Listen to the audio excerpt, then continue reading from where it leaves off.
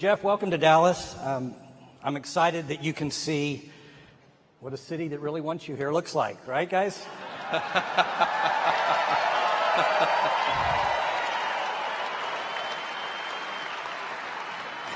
Sorry, that was too tempting. So I've left 30 seconds here just in case there's a little real estate deal that you want to anything. It's very nice to be here. All right, I tried.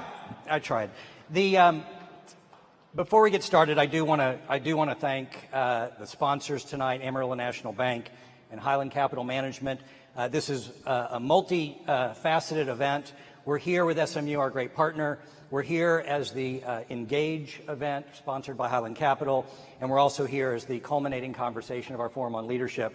And this has been a great couple of days with Bono, Priscilla Chan, Governors Hickenlooper and Martinez, Ben Bernanke, Hank Paulson, and many others, and Condi Rice and President and Mrs. Bush talking about leadership. So I want to talk about leadership. Yeah. And the first thing to really talk about is I want to take you back to the beginning. And in 1995, you started. Yep. You went public in 97. Mm-hmm. And I'll adjust for stock splits, but you raised stock. You issued shares at $1.50 a share. That's right. In 1988, your revenue was $600 million, and you lost $125 million, but your stock had gone to $55 a share. So you doubled down. Sales went up threefold. You lost another $400 million, but your stock went up to $76. $27 billion of market cap. Your personal net worth of $9 billion. Take us back to that time where the market is telling you you're doing great, but you have red ink in the company. You took on $2 billion of debt from 99 to 01 while you doubled sales yet again. What were you thinking back then? Well, that's a great question, and it is kind of fun to go back and think about those days. In those days when we had, when I started the company and it was just one person, and then there were 10 people, and today there are almost 600,000 people. So there's a lot of change. But back in that time, we were still a pretty small company by most standards. But we were growing fast, and it was very exciting. When I started, I was driving all the packages to the post office myself. I knew the UPS guy so well that he would let me in even like 5 minutes after closing. So it was, I hoped one day we'd be able to afford a forklift. It was that kind of operation. We were so inefficient with our operations and logistics in those early days when there were just 10 of us that I didn't have packing tables. We were packing on the floor on our hands and knees. And I said to one of the software engineers who was packing alongside me, you know what we should do? We should get knee pads. And he looked at me like I was the dumbest guy he'd ever seen in his life. And he said, Jeff, we should get packing tables. And next day I got packing tables, and it doubled our productivity. And so, but in the era you're talking about, we had gone public, and you're right, on a split adjusted basis, it's $1.50 a share in today's terms.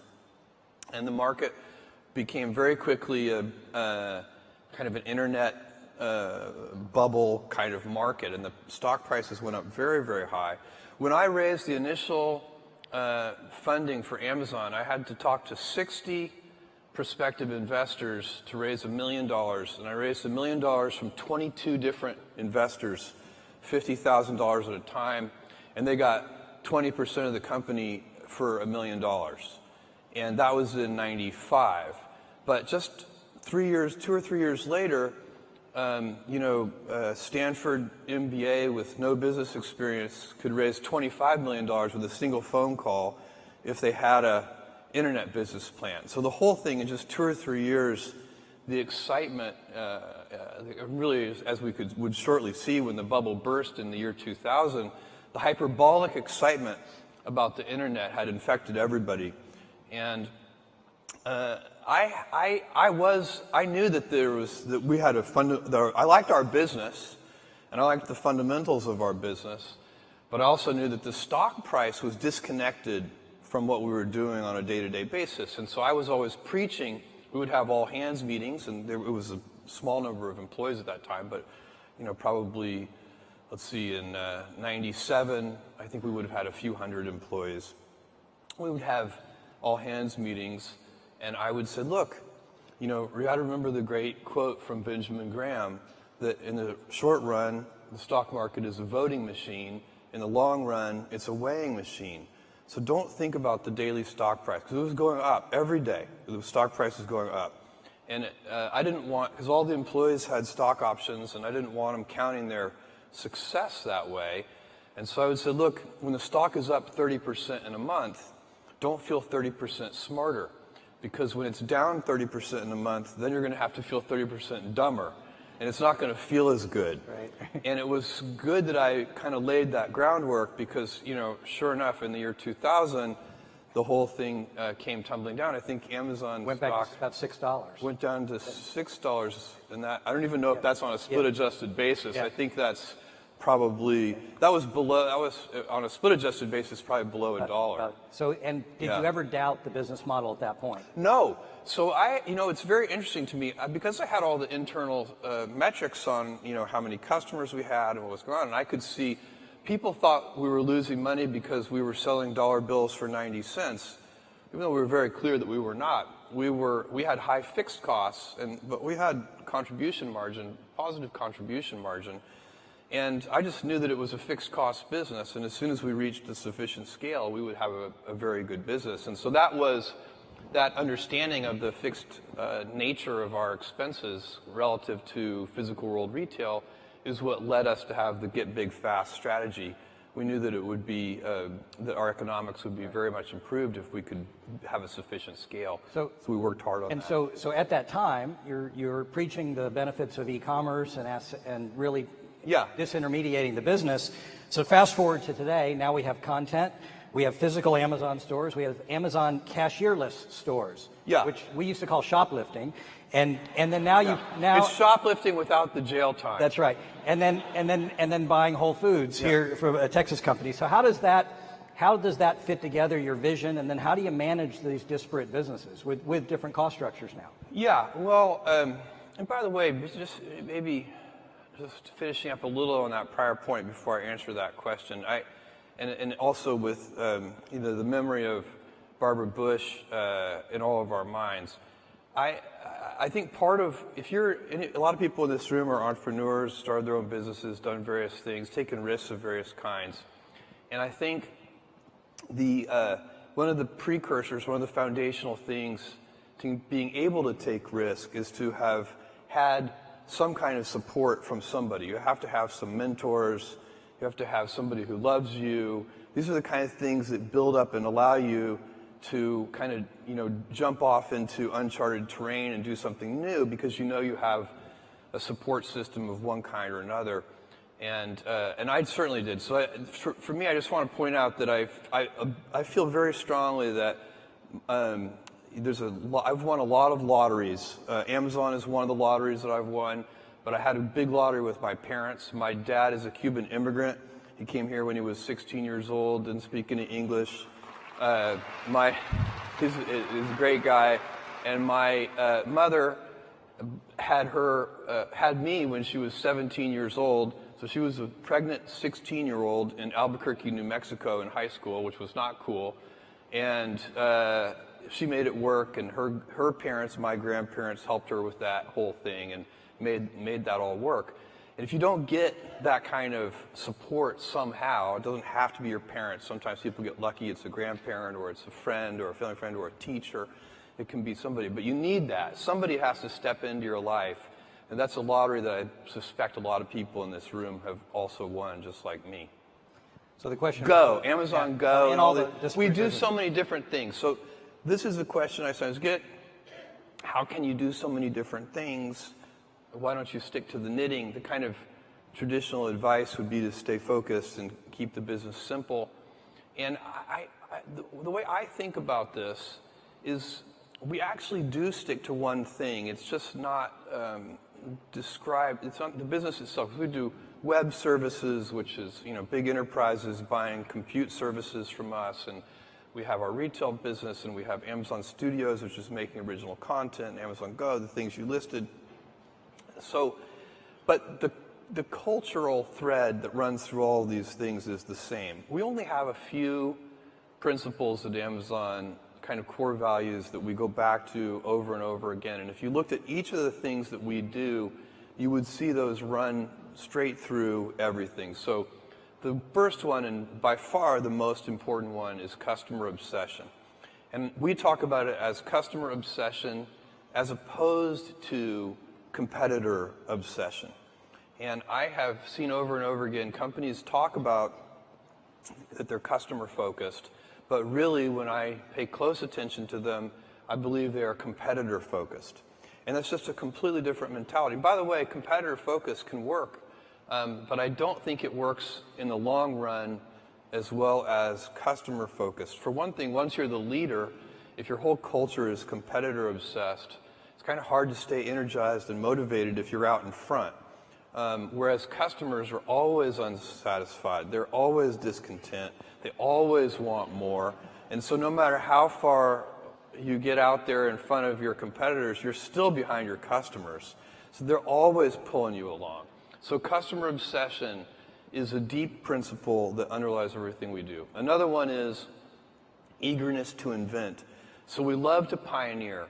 And when we have done, by the way, whenever we have tried to do something in a kind of Me Too fashion, we have failed at it. We need to have something that is differentiated, unique, something that customers are going to like, that we're kind of leading with. So that's another element that works for us. And then another one is long-term thinking. We are willing to take some time and be patient with our business initiatives, and that runs through everything. So a lot of our competitors might have 2 to 3 year kind of time frames, and we might have more of a 5 to 7 year sort of time frame. And then the last one, operational excellence. So literally, how do you have high standards around, identifying defects, fixing defects at the root, all of those kinds of things that lead to what I think also can be in a simpler way just stated as professionalism, that you want to do things right just for the sake of doing them right. So let's talk about that with another, I guess this is a corollary. Now that you have about 600,000 employees, I calculated you're adding about 250 people a day. You've mentioned that you're trying to fend off day 2. Yeah. And you've said that day 2 is stasis, followed by irrelevance, followed by excruciatingly painful decline, followed by death.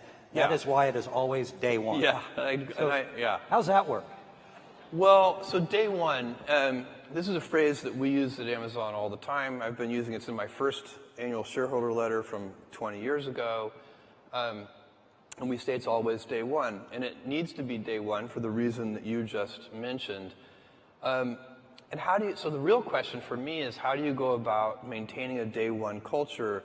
It's great to have the scale of Amazon. We have financial resources, we have lots of brilliant people, we can accomplish great things, we have global scope, we have operations all over the world. But the downside of that is that you can lose your nimbleness, you can lose your entrepreneurial spirit, you can lose that kind of heart that small companies often have. And so if you could have the best of both worlds, if you can have that entrepreneurial spirit and heart, while at the same time having all the advantages that come with scale and scope, think of the things that you could do. And so the question is, how do you achieve that? The scale is good because it makes you robust. A big boxer can take a punch to the head. The question is, you also want to dodge those punches. So you'd like to be nimble. You want to be big and nimble. And I find that there are a lot of things that are protective of the day 1 mentality. I already spent some time on one of them, which is customer obsession. I think that's the most important thing. If you can, and it gets harder as you get bigger. When you're a little tiny company, say you're a 10-person startup company, every single person in the company is focused on the customer. When you get to be a bigger company, you've got middle managers, and you've got all these layers, And those people aren't on the front lines. They're not interacting with customers every day. They're insulated from customers. And they start to manage not the customer happiness directly, but they start to manage through proxies like metrics and processes, and some of those things can become bureaucratic. So it's very challenging. But one of the things that happens is the decision-making velocity slows down. And I think one of the reasons that happens is that people, all, say, junior executives inside the big company, start to model all decisions as if they are heavyweight, irreversible, highly consequential decisions. And so even two-way doors, you make a decision, it's the wrong decision, you can just back through the door and try again. Even those reversible decisions start to be made with heavyweight processes. And so you can teach people that these pitfalls and traps, and then teach them to avoid those traps. And that's what we're trying to do at Amazon, so that we can maintain our inventiveness and our heart and our kind of small company spirit, even as we have the scale and scope of a larger company. So 600,000 people, small company, which that's a trick. So I know the Bush Center, we focus on leadership. And I know that you're also a voracious reader. And you're fond of a book by Nassim Taleb called The Black Swan. Yeah, sure. And it's about human tendencies to reduce things to anecdotal stories, and to shield us from sort of the randomness of the way things actually happen. Building narratives. Yeah. And how we humans can that? create a narrative around anything. To connect any sequence of facts, we can create a narrative. So how do you infect that throughout the whole organization when you have that many layers? Well, I think that, what I would say about that, and it's really a little different from the way that that Black Swan talks about anecdotes, the way you're talking about. But I'm actually a big fan of anecdotes in business, not building a narrative structure around them necessarily, but I still have an email address that customers can write to. I see most of those emails, and I don't answer very many of them anymore, but I see them, and I forward them, some of them, the ones that catch my curiosity, I forward them to the executives in charge of that area with a question mark. And that question mark is just a shorthand for, can you look into this? Why is this happening? What's going on? And what I find is very interesting, because we have tons of metrics. We have, weekly business reviews with these metric decks, and we know so many things about customers and their whether we're delivering on time, whether the packages have too much air in them and wasteful of packaging and so on. We have so many metrics that we monitor, and the thing I have noticed is that when the anecdotes and the data disagree, the anecdotes are usually right. There's something wrong with the way you're measuring it. And that's why it's so important to keep you need to run something where you're doing, shipping billions of packages a year. For sure, you need good data and metrics. Are you delivering on time? Are you delivering on time in every city? Are you delivering on time to apartment complexes? Are you delivering on time in certain countries? You do need the data. But then you need to check that data with your intuition and your instincts. And you need to teach that to all the senior executives and junior executives, too. So if you're not answering your emails, can you give us your cell phone, maybe a text? Sorry. Oh, my God. Still have the 2 pizza rule and no PowerPoints? Oh, yeah, the 2 pizza team. We try to create teams that are no larger than can be fed with 2 pizzas. We call that the 2 pizza team rule. No PowerPoints are used inside of Amazon. So every meeting, when we hire a new executive from the outside, this is the weirdest meeting culture you will ever encounter. And new executives have a little bit of, culture shock in their first Amazon meeting, because what we do is somebody for the meeting has prepared a 6-page memo, a narratively structured memo that is got, real sentences and topic sentences and verbs and nouns, not just bullet points. And it lays out and supposed to create the context for what will then be a good discussion. So, and then we read those memos silently in the meeting. So it's like a study hall.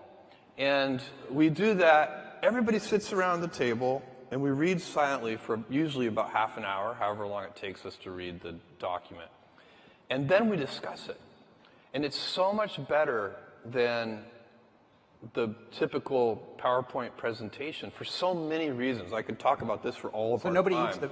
Nobody's eating the pizza at that point because we're sitting around. No pizza usually at that point. One author said that takes you back to River Oaks Elementary School in Houston, where they started with a silent reading exercise. I never made that connection, but you never know where things come from. I did have a great experience there. Yeah. So, but I definitely recommend the memo over the PowerPoint. And the reason we read them in the room, by the way, is because just like, high school kids, executives will bluff their way through the meeting as if they've read the memo. Because we're busy, and so you got to actually carve out the time for the memo to get read. And that's what the first half hour of the meeting is for. And then everybody's actually read the memo. They're not just pretending to have read the memo. That's pretty effective. How has your leadership style changed over the years? It's changed a lot, mostly just because it's had to. The company has changed so much, and I can't. When the company is 10 people or 100 people, I can be involved in every decision, not just the objectives, like what are we going to do, but even the methods. How are we going to do it? And as the company gets bigger, the CEO or the founder or whoever it is leading the company cannot be involved in all of those decisions. They certainly cannot be involved in the methods of how things are going to get done. So you do have to change your leadership approach as the company scales. But the principles of the company have not changed. In fact, I probably spend more of my time now on culture and trying to set high standards for things like customer obsession and inventiveness and things like that. So for me, I'm kind of a teacher now, so it's changed quite a bit, and I have this great luxury. I love my job. I tap dance into work. I just got back from an amazing vacation in Norway. I got to go dog sledding and go to a wolf preserve and all this really cool stuff. But I couldn't wait to get back to work because it's so fun. And one of the reasons it's fun for me is I get to work in the future. So my job, I have very limited kind of day-to-day operational needs. I've constructed my job so that I don't have to be pulled into the present. I can stay 2 or 3 years in the future. And actually, I'm always advising my senior team, the people who report to me, that they should organize themselves in the same way. We're big enough now that they need to be able to look around corners. They can't be, if something pulls me into the present, it's because something has gone wrong. And we need to, kind of figure it's a firefighting exercise. And that's not how you should be running a business of this scale. So it's changed a lot. Okay, so following up with that, you were quoted as saying, I believe you have to be willing to be misunderstood if you're going to innovate. So how are you misunderstood? If you're going to do anything new or innovative, you have to be willing to be misunderstood. And if you can't tolerate that, then for God's sake, don't do anything new or innovative. Every important thing we've done has been misunderstood, often by well-meaning, sincere critics, sometimes, of course, by self-interested, insincere critics. But I'll give you an example. 1,000 years ago, we started this thing called customer reviews, and we let customers review books. We only sold books at that time, and customers could come in and rate a book between 1 and 5 stars, and they could write a text-based review. You guys are very familiar with this. It's now a very normal thing. But back then, this was crazy, and the book publishers, did not like this because, of course, not all the reviews are positive. And I got a letter from one publisher that said, I have a good idea for you. Why don't you just publish the positive customer reviews? And I thought about this, and the argument he was making to me is that our sales would go up if we just published the positive customer reviews. And I thought about this, and I thought, I don't actually believe that, because I don't think we make money when we sell something. We make money when we help someone make a purchase decision. And it's just a slightly different way of looking at it, because part of what they're paying us for is helping them make a purchase decision. And if you think about it that way, then you want the negative reviews too. And of course, it has been extremely helpful for people to have negative customer reviews. And by the way, it's come full circle now, where the product manufacturers use the customer reviews to improve the next generation of the product. So it's actually helping the whole ecosystem. And now nobody criticizes customer reviews. And in fact, if you were to, here in the year 2018, if some e-commerce company were to say, we're only going to publish the positive customer reviews, that would be the crazy thing that would get criticized. So the new and innovative quickly becomes the new normal, and then it's the new incumbent idea, and then it doesn't get criticized. By the way, more generally, what I preach at Amazon to all of our employees is when we are criticized, there is a simple process that you need to go through, which is first you look yourself in the mirror and decide, is your critic right? Do you agree? Are we doing something wrong? If you are, change. And by the way, if you look yourself in the mirror and you decide that your critic is wrong, as we did with the customer reviews, then do not change, no matter how much pressure is brought to bear. Do the right thing in that case as well. Have a deep keel. You have to have a deep keel. Good. So why don't we shift to personal, away from Amazon a little bit. If you could write your legacy, what would you want your legacy to read? World's oldest man. I stole that. That's not original. But I would love it. Let's work on that. I keep telling my biotech friends, hurry. What the hell, guys? Come on. I don't know. I'm probably, if you think long term, and I can talk about this at great length, but long term, if you take a really long run view, many decades, maybe even a couple of hundred years, I think the most important work that I'm doing, and I get increasing conviction on this with every passing year, is the work I'm doing at Blue Origin on space travel. Okay. Well, why don't we talk about that? Okay. Because I think from a vision standpoint, I think people should appreciate the horizon that you have. So let's talk about your I'll call it your near-term objectives. Well, let's say 75 years, and then your long-term objectives 100 to 300 years from now. Well, so first of all, you don't choose your passions choose you. And all of us are gifted with certain passions, and the people who are lucky are the ones who get to follow those things. And I always advise our young employees, I meet with interns and so on, you can have, and my kids too, you can have a job, or you can have a career, or you can have a calling. And if you can somehow figure out how to have a calling, you have hit the jackpot, because that's the big deal. And most people don't ever get there. You're very lucky if you have a career. A lot of people end up with a job. And so, for me, I have been interested in rockets, space travel, propulsion, since I was a 5-year-old boy. And I have spent a tremendous amount of time thinking about it. So it's not like I really have a choice to follow this passion. It has captured me. But I think it's very important that we go out into space as a civilization. And the reason is not the one that I think is very common. There are many reasons that are given, One of the reasons that is out there, and it's a very old idea, one of the people who first articulated it very well was Arthur C. Clarke. He said, all civilizations become spacefaring or extinct. And that even may be technically true in a long run, kind of long enough horizon. But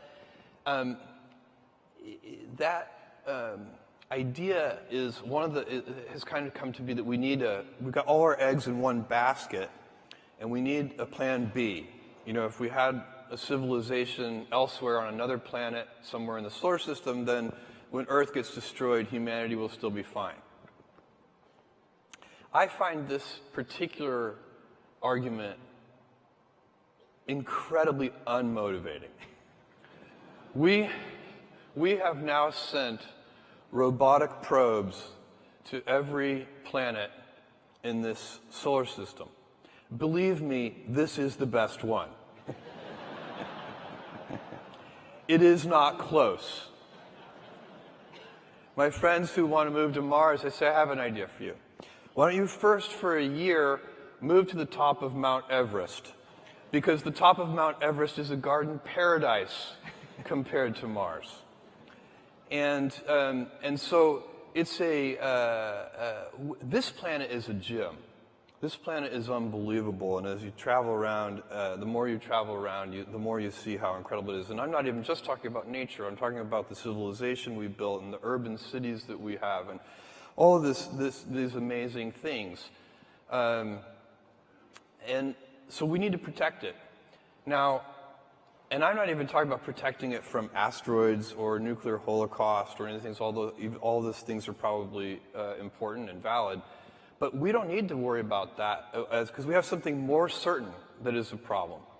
And that is if you take current baseline energy usage on Earth today, global energy usage, and compound that at just 3% a year, then in just a few hundred years, you're going to have to cover the entire surface of the Earth in solar cells. That's how powerful compounding is. So, and by the way, we have been growing energy usage at a few percent a year for a long time. So, our civilization has a lot of advantages because we increase our energy usage. The human body, in a state of nature, if you are just an animal in the state of nature, your body, your metabolic rate, uses about 100 watts of power. But a modern person living in a developed country, you actually use your all-in civilizational per capita metabolic rate is 11,000 watts. We use a lot of energy. That's about as much energy as a blue whale uses. And so we have, there are billions of us, and most of us aren't even really living in the kind of lifestyle of a developed country yet, but they will be very soon, and we hope they will be. We want them to. And so you're going to face a choice, and you won't face this choice, and I won't face this choice, but your grandchildren's grandchildren will face this choice. Do you want to live in a world of stasis, or do you want to have 1 trillion humans living in the solar system? Because the solar system is big. Earth is small. We capture Earth's surface is so small, it captures a tiny, tiny fraction of the solar output. So once you go out into space, you have, for practical purposes, once again, unlimited resources. And the solar system can easily support 1 trillion humans. If you had 1 trillion humans, then you'd have 1,000 Mozarts and 1,000 Einsteins and so on and so on. That would be a dynamic, incredible civilization in which you would want your grandchildren's grandchildren to live in. I think ultimately, Earth becomes zoned, residential and light industrial. And, we'll have universities here and beautiful parks and houses, but we won't have big factories here. All of that will be much better done in space, where we have access to much higher quality resources. And so that's going to take that's a multi-100-year vision. And my piece of this vision is I'm taking my Amazon lottery winnings and I'm converting them into reusable rocket vehicles so that we can lower the cost of access to space. Because right now the price of admission to do interesting things in space is just too high. If I look at what Amazon was able to do 20 years ago, we didn't have to build a transportation network. It already existed. That heavy lifting was in place. We didn't have to build a payment system. That heavy lifting had already been done. It was the credit card system. We didn't have to put a computer at every desk. That had already been done too, mostly for playing games, by the way, and so on. So all the pieces of heavy lifting were already in place 20 years ago. And that's why, with $1 million, I could start this company. Today, and then there are even better examples on the internet over the last 20 years. Facebook started in a dorm room. I guarantee you 2 kids cannot build a giant space company in their dorm room. It's impossible. But I want to create the heavy lifting infrastructure, kind of do the hard part, so that the future generation, 2 kids in a dorm room, will be able to create a giant space company. So that's the goal. And then, thank you, you're not gonna achieve the vision that I just laid out of 1 trillion humans living in space and having this dynamic world without a big industry made up of thousands of companies. But it has to start with making the vehicles much more productive. And right now, you use a rocket once and you throw it away. And that is just a very expensive way to do business. So can I talk then about another element to get you to discuss your vision? This may not be germane to the work you're doing, but you are one of the great thinkers. Artificial intelligence. Yeah. Pros and cons. We've heard people talk about the great benefits. We've heard about disrupting and changing and leaving us all in a jobless society. We've heard autonomous weapons are a disaster. Yeah. Where do you fall on your vision of where artificial intelligence is going to go, and also some of the more cautionary and also some of the benefits? Well, you mentioned a few things there. Each of those is worth visiting because they're different. I think autonomous weapons are extremely scary. I think it's a big, and you, by the way, do not need general AI. So right now, the things that we know how to do, you should think of those things as what is called narrow AI, things like machine vision and so on. To build incredibly scary autonomous weapons, you do not need general AI. The techniques that we already know and understand are perfectly adequate, and these weapons, some of the ideas that people have for these weapons are in fact very scary. And so I don't know what the solution to that, but smart people need to be thinking about that, doing a lot of R&D. Is there a kind of, it'd have to be a big treaty like the Geneva Convention or something that would help regulate these weapons, because they're actually, they have a lot of issues. So that one I think is genuinely scary. The idea that there's going to be a general AI overlord that subjugates us or kills us all, I think is not something to worry about. I think that is overhyped. First of all, we don't know, we're nowhere close to knowing how to build a general AI, something that could set its own objectives. We have no idea. We don't even, it's not even a valid research area. We're so far back on that one. So I think that's a very long-term prospect that it could even happen. But second of all, I think it's unlikely that such a thing's first instincts would be to exterminate us. That would seem surprising to me. Maybe unemploy us. Much more likely it will help us, because we're perfectly capable of hurting ourselves. Maybe we could use some help. So I'm optimistic about that one, and certainly don't think we need to worry about it today. And then the jobless, is AI going to put everybody out of work? I am not worried about this. I find that people, all of us, I include myself, we are so unimaginative about what future jobs are going to look like and what they're going to be. If I took you back in time 100 years, when almost everyone was a farmer, and I told, we're at some big farming convention or something, and I say, in the year 2018, there is going to be a job occupation called massage therapist. They would not have believed you. And in fact, I was telling this story to a friend. They said, Jeff, forget massage therapist. There are dog psychiatrists. And I went. You can probably find one on Amazon. I went and looked that up on the internet. Sure enough, you can easily hire a psychiatrist for your dog. And so, there is. We humans like to do things, and we like to be productive, and we will figure out things to do, and we will use these tools to make ourselves more powerful. And in fact, what I predict is that jobs will get more engaging. Yes. Because you have to remember, a lot of the jobs today are quite routine. They are not necessarily anybody's, as I said before, career or calling. And so I predict that because of artificial intelligence and its ability to automate certain tasks that in the past were impossible to automate, that not only will we have a much wealthier civilization, but that the quality of work will go up very significantly, and that a higher fraction of people will have callings and careers relative to today. So can I bring you back down to the present a little bit, and then I'd be remiss if I didn't use some of our time on your personal purchase of the Washington Post. Yes. So you buy the Washington Post a few years ago. Is it going the way you thought it would go? Much better, much faster. So the Post is profitable today. So I bought the Post in 2013. The Post was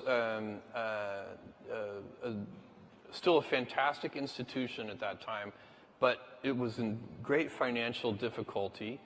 It's a fixed cost business, as almost all publishing is. And their revenues over about 6 years, from sort of 2007, 2008 to 2013, had been cut in half from $1 billion a year to $500 million a year. And that, in a fixed cost business, puts a tremendous amount of pressure on the business. They had needed to reduce the size of the newsroom, lay off reporters, and it was very difficult. And Don Graham, whose family had owned the paper for a long period of time, he contacted me through an intermediary, actually. We'd known each other probably for almost 20 years, actually. And I was very surprised, but he said that he was interested in selling the paper. And he wanted to, I said, look, I'm not the right buyer, Don, because I don't know anything about the newspaper business. And he said, we don't need any of that. We've got lots of people who understand the newspaper business. We need somebody who understands the internet better. And this was a great act of love of Don's, because the paper had been their family for a long time, and he cared more about the paper than he cared about his ownership of it. And if any of you know him, he's an incredible gentleman, just a wonderful guy. And so over several conversations, he finally convinced me that I could help. And then I had to convince myself of a couple of things. One was, did I really believe it was an important institution? And that for me was a very quick gate to get through. I felt very powerfully that it was an important institution. I do believe that democracy dies in darkness. I think that the paper resides in Washington, D.C., the capital city of the United States of America, the most powerful country in the world, needs a paper like the Washington Post. So it was easy to decide it's an important institution. I would not have bought and tried to help turn around a financially upside down, salty snack food company. I just have better things to do. So that's why for me it was so important that it be, I might buy a really well-run, healthy salt food snack company, but that would just be an investment. And so and then the second gate I had to go through after that was, I really wanted to convince myself that it wasn't hopeless. Because if it had been hopeless, also I wouldn't want to get involved. But I didn't think it was, and it has turned out to work very, very well. We did one very simple thing, really, which is we switched from, it's been a lot of work, and I don't mean to make it sound simple. The team has done an amazing amount of work.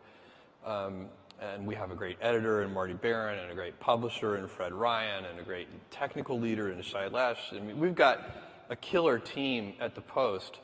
But the big kind of strategic change at the Post was flipping it from being a fantastic local, regional newspaper to being a fantastic national, global newspaper.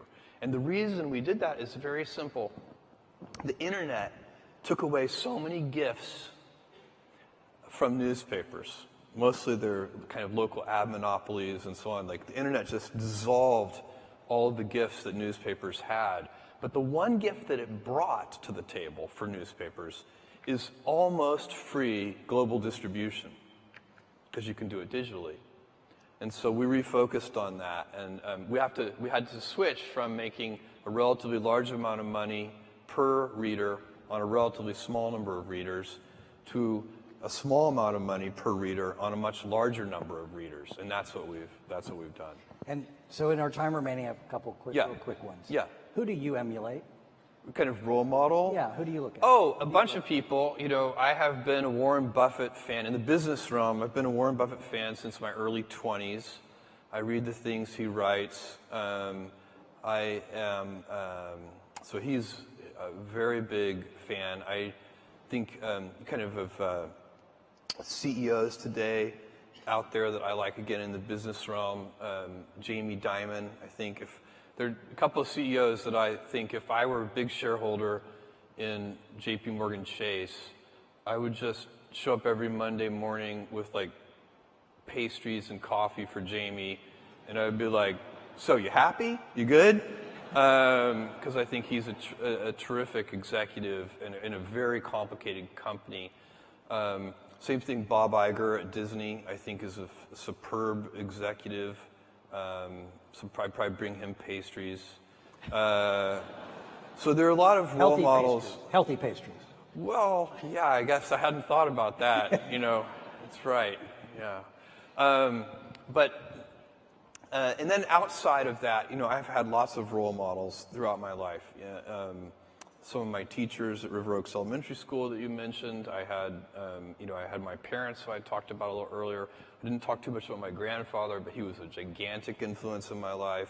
I had the great good fortune, because my mom was so young, my grandparents would take me every summer, starting at age 4, every summer, kind of to give her a break, really, for the whole summer. So I'd be with my grandparents, and on their ranch in Cotulla, Texas, which is halfway between San Antonio and Laredo. We lived in Houston, and so we would make the 5-hour drive out to Cotulla. They'd drop me off, spend a couple of days there, then they'd go back to Houston. I'd spend the summer. And I went every day to the ranch with my grandfather to help. Now, a 4-year-old boy on a ranch in South Texas is not a lot of help. But I didn't know that. I thought I was helping, and then by the time I was 16, I actually was helping. So I have, you know, I can suture up a prolapsed cow. I can fix windmills. My grandfather was so resourceful, and that he made his own veterinary needles.